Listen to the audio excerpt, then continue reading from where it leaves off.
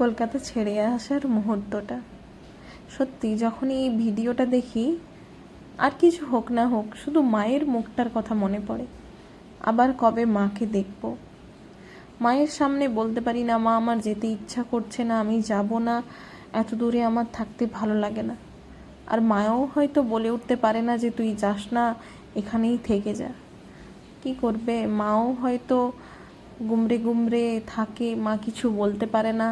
আর আমরাও সত্যি কথা, মা এত কষ্ট করে এত দূর পড়াশুনো করিয়েছে, তো অবশ্যই আমাদেরকে মায়ের মুখ উজ্জ্বল করার জন্য মায়ের থেকে তো একটু দূরে যেতেই হবে।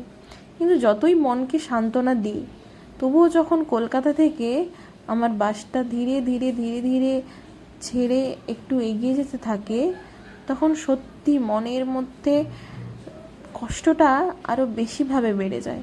শুধু মনে হয় আবার কবে আসবো, আবার তো সেই ওখানে গিয়ে ভিডিও কলে মাকে দেখা, নাহলে ফোন করে মায়ের সঙ্গে কথা বলা। সত্যি এই কষ্টটা কোনো দিন আমি বলে বোঝাতে পারি না।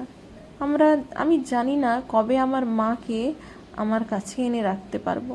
হয়তো মা থাকতে পারবে কি না সেটাও বড় কথা, কিন্তু যদি পৃথিবীতে বলে না 3টে উইশ দেওয়া হয়, সব থেকে বড় উইশ চাইবো আমি যেন আমার মাকে আমার কাছে রাখতে পারি। আমার মাকে আমি খুব ভালোবাসি, মাকে এটা কোনো দিন বলা হয়ে ওঠে না।